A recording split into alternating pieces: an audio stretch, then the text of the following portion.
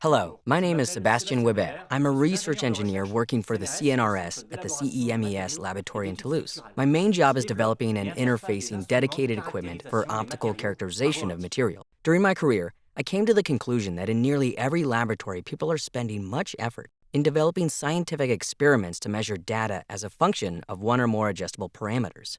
The computer interfaces that are being built to drive these experiments are therefore all doing more or less the same thing. To stop reinventing the wheel all the time, I've created PyMoDAQ, an open source and modular software written in Python made to control any experimental setup and to do automatic data acquisition. PyMoDAQ also tackles the issue of data reproducibility, traceability, and sustainability.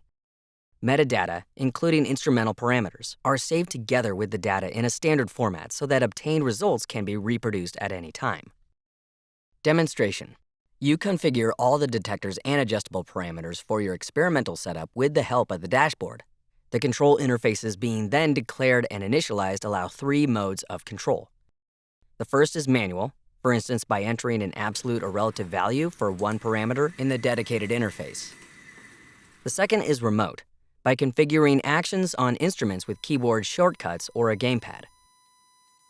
The third one is automated.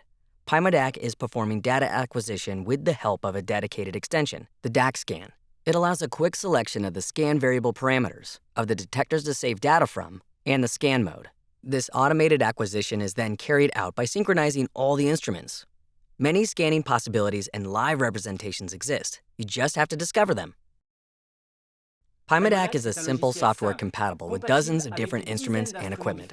It has a graphical interface and is modular so you can just focus on the essential, your experiment.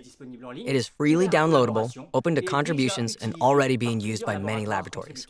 Try it or contact me directly to install and test it on your system.